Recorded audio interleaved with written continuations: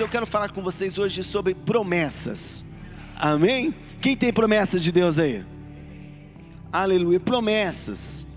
Josué capítulo 21, verso 45, diz assim, ó: de todas as promessas que Yahvé fizera à casa de Israel, nenhuma única falhou, tudo se cumpriu fielmente. Eu vou ler de novo, amém? Está aqui, né? De todas as promessas que Yahvé fizera à casa de Israel, nem uma única falhou, tudo se cumpriu fielmente. Dá uma salva de palmas para Jesus. Olha que versículo maravilhoso do livro de Josué, capítulo 21. Ele encerra o capítulo falando isso, que todas as promessas que Deus fizera a Israel se cumpriu, e não falhou nenhuma delas. Esse povo é o fruto da promessa feita a Abraão e a Sara, né? Nós falamos outro dia aqui, Abraão e Sara, quando recebeu a promessa, eles não tinham um filho sequer, mas Deus disse que eles se tornariam um povo numeroso, né? Uma multidão. 25 anos se passaram e Deus cumpriu a promessa na vida de Abraão e de Sara, e eles tiveram Isaac, o filho da promessa. E depois de Isaac, o Senhor, a partir de Isaac, Deus levanta uma nação.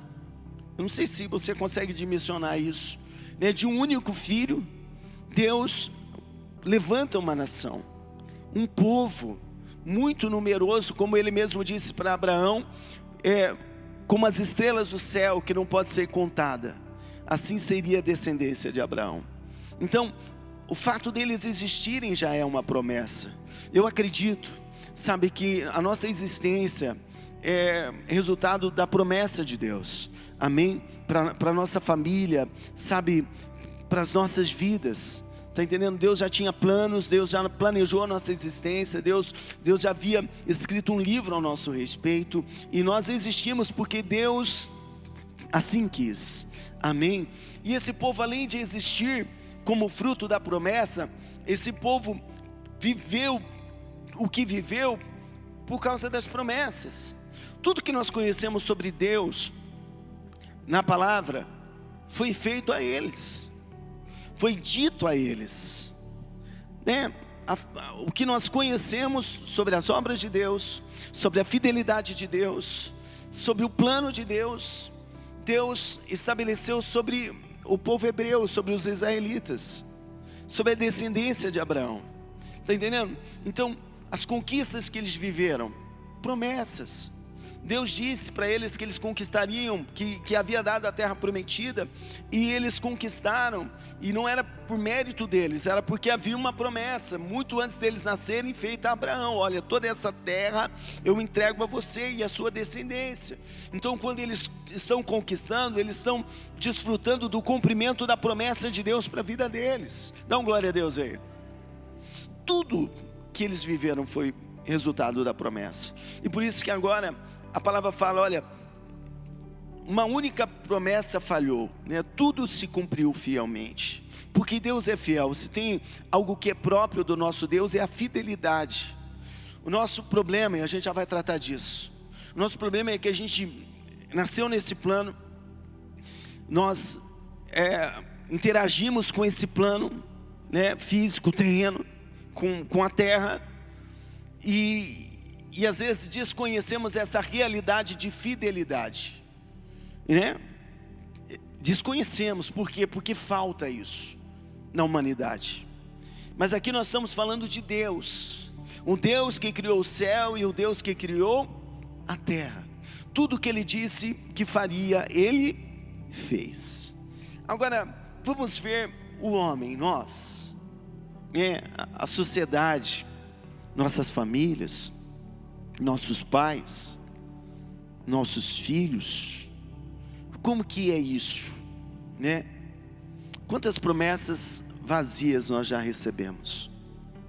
Você quer ver uma promessa que a gente falha muito? Quando nós casamos, nós fazemos uma aliança, e nós fazemos uma promessa de honrar, de amar, de estar junto na alegria, na dor. na saúde, na doença, uma promessa de fidelidade, né? A gente se compromete e a gente está alinhado, né? Roupa bonita, cheiroso, existem amigos, familiares presentes, e tudo é declarado ali. Mas no decorrer da caminhada, um acaba falhando com o outro, de alguma forma. Quando deixa de honrar, quando deixa de amar, quando deixa de perdoar, né? Porque essa aliança de amor não pode depender não é algo condicional. Não é o que depende se o outro vai corresponder ou não. Você está falando que você vai honrar. Isso é independente. Nós já falamos ali no trajeto, né? Em alguma área, de alguma forma a gente acaba falhando nessa aliança, né? Quantas promessas vazias nós já recebemos? De gente que de repente falou assim: olha, eu estou contigo, conta comigo. Gente que falou assim: olha, eu vou te ajudar, conta comigo e eu vou te ajudar. Quantas promessas, né? Nós estamos em um ano de política. Quantas promessas serão feitas? Quantas já estão sendo lançadas, né? Mas tudo com o interesse de conseguir algo de você, de conseguir o seu voto, né? Daí passa aquele período, esquecem do que falaram, do que se comprometeram, da promessa que foi feita. Eu quero falar sobre um povo que era gente como nós, e que às vezes a gente é bem duro com eles, mas eu quero trazer para você nessa manhã uma outra realidade, que esse povo, sabe, se colocar no lugar deles, diante disso que a gente está falando. Marcos 6, capítulo 6, verso 1 a 6, diz: então partiu Jesus dali e foi para a sua terra natal, na companhia dos seus discípulos. Com a chegada do sábado, começou a ensinar na sinagoga local, e muitos dos que o escutavam ficavam admirados e exclamavam: de onde lhe vem tudo isso? E que sabedoria é essa que lhe foi outorgada? Não é este o carpinteiro, filho de Maria, irmão de Tiago, José, Judas e Simão? Não convivem conosco suas irmãs? E ficaram escandalizados por causa dele. Contudo, Jesus lhes afirmou: somente em sua própria terra, junto aos seus parentes e em sua própria casa, é que um profeta não é devidamente honrado. E por isso não podia realizar ali nenhum milagre, com exceção feita a alguns doentes, que ao impor de suas mãos foram curados. E perplexo com a falta de fé por falta dos seus, passou a percorrer os povoados vizinhos e os ensinava. Esse pessoal de Nazaré, eles com certeza eram pessoas como nós. Gente, que a gente olha para a Bíblia, a gente pega e às vezes ou endeusa alguns, né, ou reprova demais outros, sem levar em conta que eles eram pessoas comuns como nós, né? A Bíblia fala que eram homens sujeitos às mesmas paixões, e esse povo com certeza tinha a sua história de frustração. Todo mundo aqui tem a sua história. Se eu parar aqui para conversar e a gente for falar sobre esse tema, sobre as frustrações, sobre gente que deixou a desejar, sobre gente que fez promessa, sobre gente que falou que ia andar com você, que ia te ajudar, todo mundo vai ter alguma coisa para falar. Aquele povo ali com certeza tinha suas frustrações com pais, né? Os pais que deveriam ser protetores, que deveriam ser a referência, que deveriam ser exemplo, muitas vezes deixam a desejar, né? Às vezes é um pai horrível, às vezes é uma mãe horrível, né?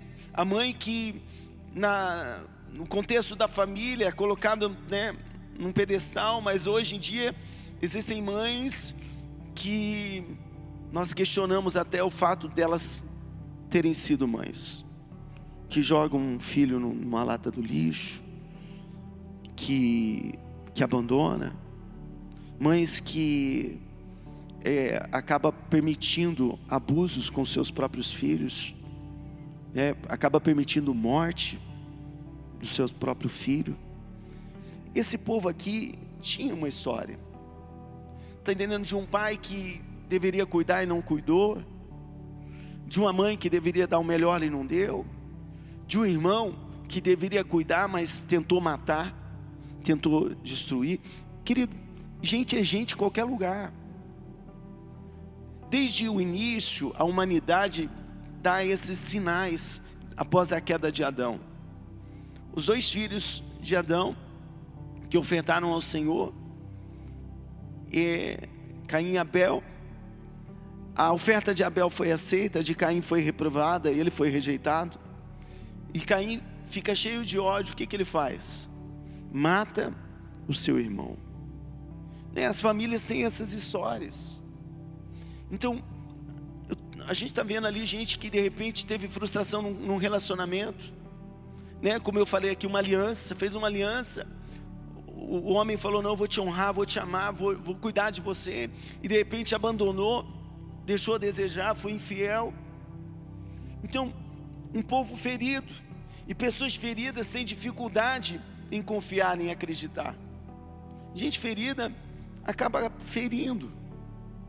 Eu lembro que anos atrás, eu passei na BR do Sabará lá, tinha um cachorro na rua que o carro bateu nele. Eu encostei, não lembro se eu estava de moto, jogue, eu sei que eu encostei e fui lá tirar o cachorro do meio da BR. E quando eu fui pegar nele para tirar ele de lá com as melhores intenções, o que o cachorro fez? Me mordeu. Por quê? Porque ele estava ferido. E gente ferida é desse jeito. Você quer ajudar, você quer orientar, você quer instruir, você quer pastorear, e às vezes ela tem dificuldade de interagir, ela reage de uma forma negativa, por causa das frustrações, por causa das decepções, por causa das feridas. Jesus vai lá e faz um culto maravilhoso, e prega para eles, e uma mensagem linda que eles até falam: olha, da onde vem esse conhecimento? Que palavra linda! Mas sabe, logo depois de falar isso, eles falam assim: mas esse aí não é o carpinteiro? Esse aí não é o filho da Maria, não é o irmão do Tiago, do José, do Judas, do Simão? Não convivem conosco suas irmãs? E eles ficam escandalizados. Sabe, eles se animam com a palavra, mas depois eles já colocam a mão na consciência, mas esse aí a gente conhece. A palavra é bonita, mas esse aí é mais um. E essa é a questão que eu estava falando com você, que nós vivemos tanto tempo nesse plano, e a gente interage com gente que falha com a gente todo dia. E às vezes quando Deus fala com a gente fica com o pé atrás. Às vezes quando Deus usa alguém para falar conosco, a gente já fica incrédulo, como o pessoal de Nazaré. Eles não conseguiram crer em Jesus. Está entendendo? Eles não conseguiram acreditar, e eu penso que uma das razões é o histórico de vida de cada um, sabe, do que eles vivenciaram, das experiências negativas que eles tiveram. Tem gente que, se a gente convidar para vir para o culto, para a igreja, faz o sinal da cruz. Por quê? Porque a vida pegou pesado com essas pessoas. Gente que se dizia de Deus, falhou demais com essas pessoas. E hoje elas não conseguem nem vir, elas não conseguem crer na palavra de Deus, não conseguem crer em Jesus, porque esse pessoal de Nazaré não conseguiu acreditar. A palavra é bonita, mas quem sabe são apenas palavras. Mais uma promessa, mais alguém que está falando que é de Deus. Eu já conheci gente assim. Já se levantou alguém aqui e foi tentar liderar, e parecia ser de Deus, e acabou falhando no processo. Eles não conseguiram crer. Queridos, mas o que eles não sabiam? O que o pessoal de Nazaré não sabia? Eles não sabiam que Deus não mente. Sabe, que as pessoas vão falhar com a gente, não precisa ser profeta, tá? Eu não estou dando uma de profeta que vão falhar com você. Vão falhar. que um filho fale, que uma filha fale, que o esposo deixe a desejar, que a esposa deixe a desejar. Meu irmão, vai acontecer. Que o pastor um dia pode estar chateado, um dia ruim, vai falhar com você, vai acontecer. Agora, eu tenho que diferenciar as coisas. Quando se trata de pessoas, a Bíblia diz: seja todo homem mentiroso, Deus verdadeiro. Quando se trata de gente, eu tenho que estar pronto para essa frustração, eu tenho, dar o meu melhor, mas não criar muita expectativa, As pessoas que você mais ajuda são as pessoas que às vezes são ingratas contigo. Você sabia que as pessoas que mais me agradecem são pessoas que eu não faço nada? Gente que eu não atendo de madrugada, gente que eu não preciso, que eu não interajo de forma, mas que de vez em quando ouve o culto: pastor, que bênção, o Senhor é uma bênção na minha vida. Eu não fiz nada, nós só transmitimos o culto e a palavra chegou até a pessoa. E as pessoas que às vezes a gente busca, que a gente leva, que a gente cuida. Alessandra falou assim: tirou os carrapichos, amor, e agora a pessoa, ela sai. Eu falei: é assim mesmo. E daí você cuida da pessoa durante todo um tempo, e daí depois a pessoa, quando ela vai se desconectar, ela não tem a capacidade de olhar no seu olho. Ela manda uma mensagem: eu não vou mais, eu não faço mais parte. Então, gente, é assim. Agora, eu preciso saber que a palavra que vem para a minha vida não é de homens, é a palavra de Deus. Não crie muita expectativa na terra, em pessoas, mas em Deus eu posso, confiar, eu posso acreditar, porque Deus não mente. Diga comigo: Deus não mente. Deus não mente, Deus não é ingrato, Deus é fiel. A fidelidade é algo próprio do Senhor nosso Deus. É o que o povo de Nazaré não entendeu, não sabia, porque se eles soubessem que o próprio Deus estava ali em pessoa, o Filho de Deus em carne entre eles, o comportamento deles seria diferente, porque eles avaliariam: não, essa palavra não é de homens, essa palavra vem do céu para a nossa vida. E Nazaré ia ter uma história totalmente diferente. Então comece a identificar o que é de homens e o que é de Deus para a sua vida. Qual é a palavra de Deus para a tua vida? Números 23, verso 19, diz: Deus não é ser humano para que minta, nem filho de Adão para que se retrate. Acaso ele promete e deixa de cumprir? Afirma que fez e não realiza?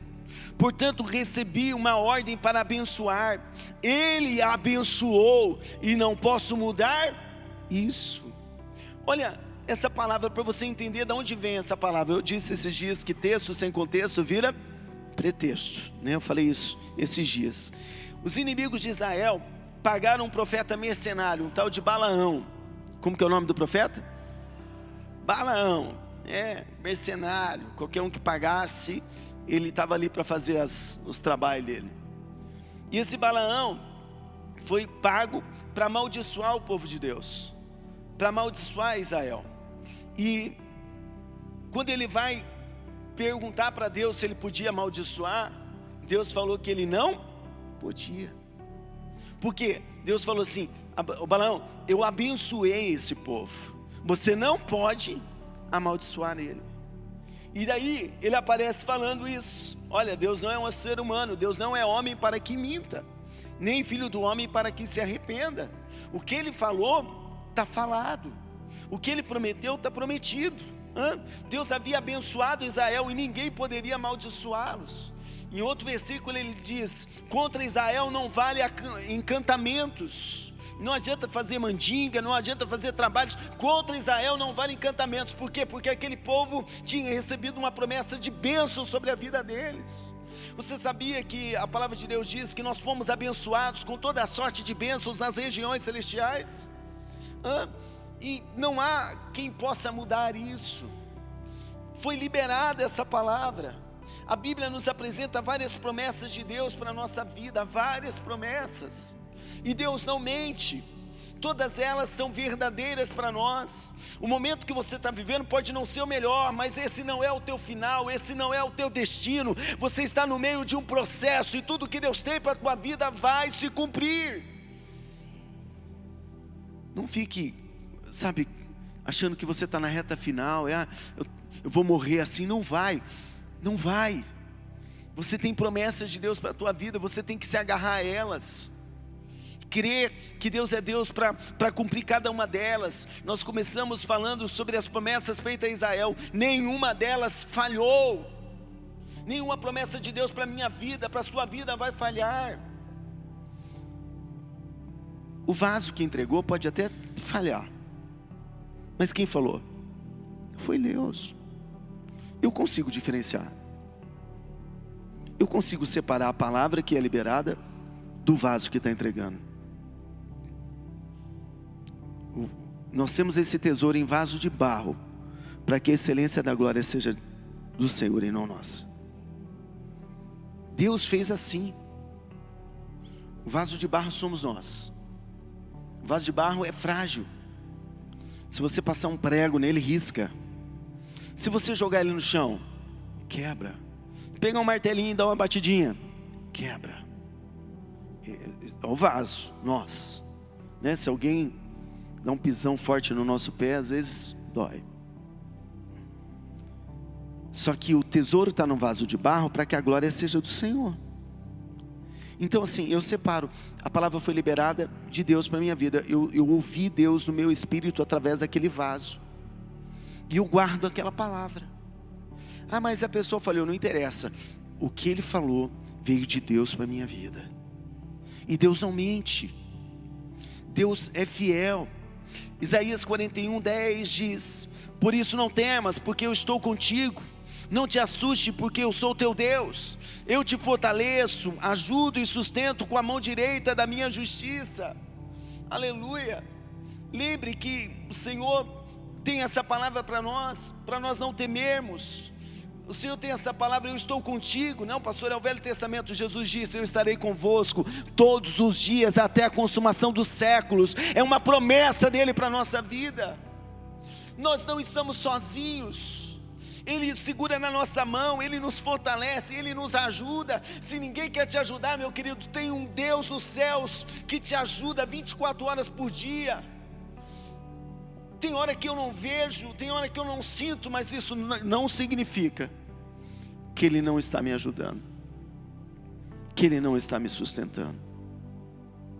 Eu posso não estar vendo na hora, eu posso não estar sentindo na hora, mas no mundo espiritual existe toda uma proteção ao meu redor.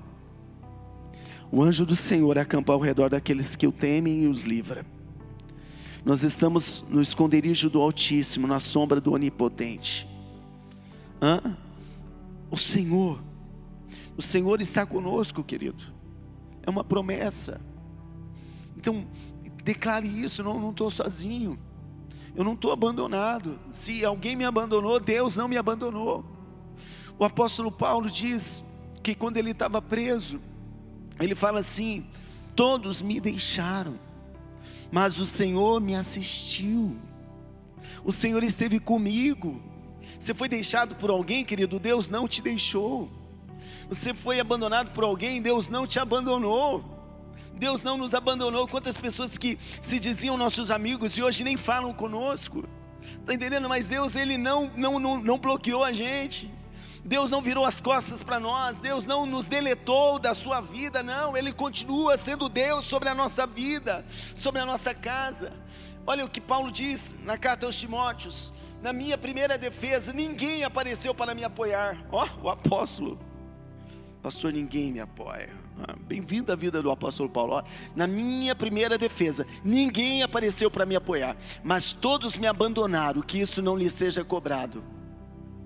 Mas o Senhor permaneceu ao meu lado e me deu forças para que por mim a mensagem fosse plenamente proclamada e todos os gentios a ouvissem. Fui liberto da boca do leão. Deus esteve ao meu lado. Querido, isso é promessa de Deus, isso é melhor do que qualquer coisa. É muito melhor que Deus permaneça conosco do que pessoas. Você e Deus é maioria. Está entendendo? Você e Deus é maioria. Então acredite nisso. Acredite nessa palavra, grifa aí na tua Bíblia. Eu disse para o irmão outro dia, olha, a Bíblia não pode ficar novinha não. Você tem que grifar, você tem que anotar, sabe? Você tem que usar ela. Grifa aí, ó. Isaías 41:10. Por isso não temas, porque eu estou contigo. Não te assuste, porque eu sou o teu Deus. Eu te fortaleço, ajudo e sustento com a mão direita da minha justiça. João 14, verso 27. Jesus disse: deixo-vos a paz, a minha paz vos dou, não vou lá dou como o mundo dá. Não permitais que o vosso coração se preocupe, nem vos deixeis amedrontar. Jesus tem uma promessa de paz para nós. E a paz de Jesus não é a que o mundo dá. A do mundo depende de situações. A de Jesus é independente de situações. É uma paz que excede todo o entendimento. Você está na guerra, você está tendo paz. Então, se levantando contra você, você está em paz. Você está com contas a pagar, não sabe como vai pagar, você tem paz. Porque essa paz não vem de circunstâncias, ela vem do céu, ela vem de Deus para a tua vida. Aleluia. É aí que o diabo fica louco, fica possesso. Eu fico imaginando, né, o diabo olhando para Paulo e Silas, acorrentado, machucado, depois de açoitado, esperando esses dois. Vão murmurar, agora eles vão murmurar, não é possível. Libertou uma moça de um demônio, eles apanharam por causa disso, por causa do Deus deles, estão presos, agora vai murmurar. E fica lá olhando, só esperando eles murmurar. E eles estão lá na prisão com paz, e eles começam a orar e a adorar a Deus. O diabo ali ficou possesso, ficou endemoniado. Não é possível, tudo que eu faço, e eles ainda estão em paz, adorando a Deus, servindo o Deus deles. Queridão, receba dessa paz sobre a tua vida. Receba. Quando você estiver aflito, faz como o seu pastor. Eu coloco a mão assim no peito e falo: Jesus, me dá paz. Jesus, me dá da tua paz. E querido, é maravilhoso quando a gente faz isso. Na mesma hora, toda aquela tensão acaba e uma paz de Deus reina no nosso coração. Você crê? Dá um glória a Deus aí. Aleluia. Filipenses 4:19. Mas o meu Deus suprirá todas as vossas necessidades, em conformidade com as suas gloriosas riquezas em Cristo Jesus. Há uma promessa de provisão sobre a nossa vida. Paulo liberou essa palavra sobre uma igreja que era generosa. Se você for ver o contexto ali, eram pessoas que semeavam no reino de Deus. E daí ele fala assim: olha, meu Deus vai suprir todas as suas necessidades, não vai faltar na vida de vocês, haverá provisão na vida de vocês, conforme as suas gloriosas riquezas em Cristo Jesus. Aleluia. Deus é Deus provedor, Deus é Jeová Jiré, Deus provedor. Abraão teve essa experiência com Deus, né? Quando ele estava levando o Isaac para ser entregue, para ser oferecido ao Senhor, o Isaac fala: pai, está aqui tá aqui a lenha, está aqui o fogo, está aqui o cutelo, mas onde está o cordeiro? E Abraão olha para o filho e fala assim: Deus proverá o cordeiro, Deus vai prover. E quando chega na hora de Abraão entregar o filho dele, Deus proveu o cordeiro. E ele não precisou entregar Isaac, mas havia um cordeiro ali preparado para aquele sacrifício. Querido, creia nesse Deus provedor, creia nessa promessa. Não, Deus vai cuidar de mim.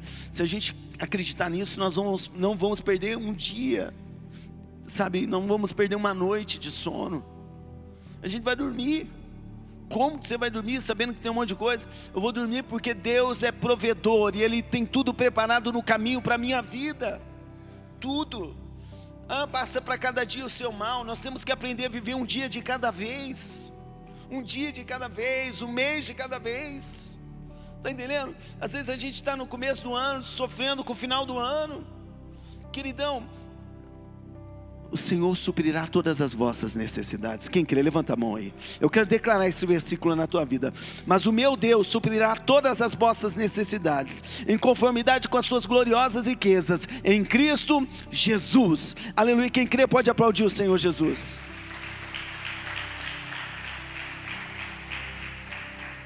A primeira promessa feita na Bíblia foi feita em Gênesis capítulo 3, verso 15. Estabelecerei inimizade entre ti e a mulher, entre a tua descendência e o descendente dela, porquanto este te ferirá a cabeça, e tu lhe picarás o calcanhar. Deus estava falando com a serpente aqui, que havia enganado Eva, que havia induzido Eva a pecar e como consequência o seu marido. E Deus falou para a serpente: olha, vai ter inimizade entre você e a mulher para sempre, e vai nascer um descendente da mulher que vai pisar na sua cabeça, que vai ferir a tua cabeça. E esse descendente da mulher que Deus está falando que iria nascer ali, Deus já estava estabelecendo um plano de salvação. Diga, um plano de salvação. Quando o homem e a mulher pecou, Deus já tinha um plano de salvação. A Bíblia diz que Jesus é o Cordeiro de Deus que foi morto antes da fundação do mundo. Deus não é que nem a gente, que as coisas acontecem, a gente tem que providenciar, tentar resolver a coisa, remediar. Não, Deus sabe de tudo. Antes dele criar a humanidade, ele já tinha um plano de salvação. E quando aconteceu ali o pecado, quando vieram as sentenças, ele já falou: vai nascer um da semente da mulher, da mulher vai nascer um que vai pisar na sua cabeça, que vai te ferir, serpente, que vai te ferir, Satanás. E ele estava falando do filho dele, que ele enviaria ao mundo para nos salvar. Pensa, a primeira promessa, ali para o primeiro casal, e a serpente que estava ali ouvindo. E essa promessa que Deus fez, Ele cumpriu.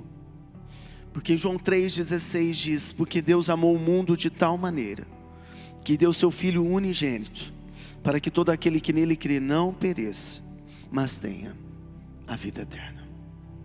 Essa promessa se cumpriu em Jesus. Ele veio ao mundo para nos salvar. A Santa Ceia fala sobre a obra de Jesus naquela cruz, em meu lugar e em seu lugar. Um justo morrendo por pecadores. E através da justiça de Deus, de Cristo, nós fomos declarados justos também. Nós vamos de carona com a obra de Jesus. Nós somos declarados justos não porque somos bons, mas porque Jesus pagou o preço em nosso lugar, morreu em nosso lugar. E Deus enviou Ele para isso, para nos salvar. E todo aquele que crê em Jesus não vai perecer, mas será salvo. Quantos creem em Jesus? Levanta a tua mão, aleluia. Você é salvo, você tem uma promessa de salvação. Você não precisa, se questionar a respeito disso. Você não precisa duvidar: pastor, eu não sinto. Não é sobre sentir, é sobre crer, é sobre acreditar na promessa de Deus, que em Jesus nós somos salvos. Ele se revelou ao mundo, Ele foi à cruz em nosso lugar, Ele morreu de braços abertos, liberando perdão para a humanidade. Ele derramou o sangue dele naquela cruz para nos resgatar das trevas para a luz. Ele nos comprou de volta para o seu reino, e através de Cristo Jesus nós nos tornamos filhos de Deus, filhos amados de Deus, aleluia. Oh, glória a Deus. Essa é a maior promessa que o Senhor fez, se cumpriu e está sobre a nossa vida, querido, que é para toda a humanidade, para todos aqueles que creem em Cristo Jesus. Amém? Estenda a tua mão para cá, nós vamos orar pelo pão e pelo cálice. Senhor Jesus, nós oramos agora pelo pão e pelo cálice. Declaramos que nós reconhecemos a obra de Cristo na cruz do Calvário, que a Santa Ceia é um memorial para nós trazermos à memória tudo que Jesus fez por nós, que Jesus morreu em nosso lugar, perdoou os nossos pecados. Jesus comprou, nos resgatou, nos trouxe para a luz, fez de nós filhos de Deus. Jesus, eu quero declarar que todo aquele que participar da ceia vai receber vida e vida em abundância. Pessoas serão curadas, serão libertas e transformadas ao participar da Santa Ceia. Nós não vamos participar confiando na nossa justiça, não, porque a nossa justiça não passa de trapos de imundícia, mas nós confiamos na justiça de Cristo, que foi manifesta naquela cruz, na obra de Jesus, e é por isso que nós vamos participar, em nome de Jesus. Amém, Jesus.